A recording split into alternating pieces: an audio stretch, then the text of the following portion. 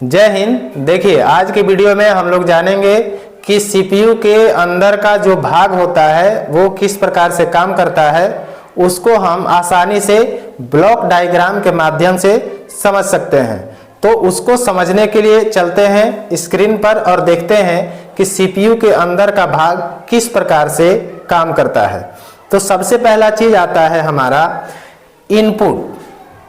Computer को चलाने के लिए हमको कंप्यूटर को निर्देश देना होगा, आदेश देना होगा कि हमको किस प्रकार का काम करना है।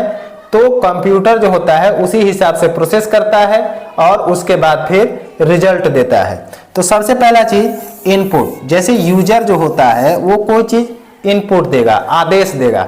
आदेश देने के बाद जो वो आदेश होता है वह सीधे चला जाता है कंट्रोल यूनिट में। कंट्रोल यूनिट क्या करता है कि कंट्रोल यूनिट सीपीयू के अंदर का जितने भी पार्ट है उन सभी पर निगरानी रखता है, उसको आदेश देता है कि भैया तुमको ये काम करना है और इसको इस तरीके से करो। तो कंट्रोल यूनिट का काम आप समझ गए।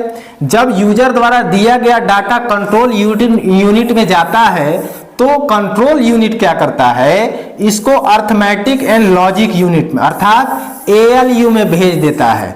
एएलयू क्या करता है कि उस पर प्रोसेस करता है, खोजता है। जैसे कंपेयर करना, मल्टीप्लाई करना, ऐड करना, सब्ट्रैक्ट करना, जितने भी सारी चीजें हैं वह एएलयू करता है। जब एएलयू अपना काम प्रोसेस कर लेता है उसके साथ साथ ही वह दो चीजों की सहायता लेता है। एएलयू भी सिंगल काम नहीं करता, दो चीजों को सहायता लेकर के करता है। पहला चीज मेमोरी यूनिट, ये क्या करता है, एएलयू जो होता है साथ में काम करता है लेकिन प्रोसेस अर्थात रीड करने का जो काम होता है वह प्राइमरी मेमोरी के साथ मिल करके करता है। मतलब प्राइमरी मेमोरी रीड करता है, तत्काल रीड करता है, और अर्थमेटिक लॉजिक यूनिट जो होता है वह उस पर प्रोसेस करता है।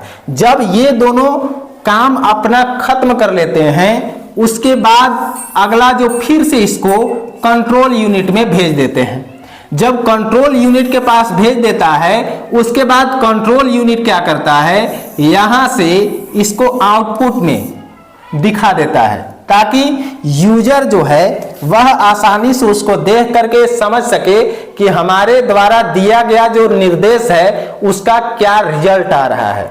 जब रिजल्ट अच्छा होता है उसके बाद फिर से यूजर जो होता है इनपुट देता है कंट्रोल यूनिट को कि भैया जो चीज आपने प्रोसेस किया है उसको आप हमारे सेकेंडरी स्टोरेज अर्थात मेमोरी में सेव कर दो, ताकि इन फ्यूचर माने भविष्य में जब भी हमको आवश्यकता लगे उस फाइल को खोल करके हम उससे अपना काम ले सकें। तो इनपुट दिया जाता है, कंट्रोल यूनिट के पास जाता है, कंट्रोल यूनिट इसके पास अर्थमेटिक लॉजिक के पास भेजता है, उसके बाद सेकेंडरी मेमोरी जो कि रीड करता है, फिर लास्ट में यहां पर सेकेंडरी मेमोरी के पास भेज दिया जाता है जो कि हमारा डाटा सेव होता है। अब इस डाटा को हम इन फ्यूचर जब भी आवश्यकता पड़े हम इससे मांग सकते हैं, देख सकते हैं और उसका उपयोग कर सकते हैं। तो आउटपुट का काम आप समझ सकते हैं कि ये काम जो होता है यह केवल दिखाना होता है, मतलब जो भी आप डाटा देते हैं उसका रिजल्ट को दिखाना। क्लियर। अब सीपीयू का जो काम है बस इतना ही होता है, इसी आधार पर सीपीयू जो होता है वह अपना काम करता है। अगले वीडियो में हम लोग नई चीजों के बारे में जानेंगे। तब तक के लिए जय हिंद।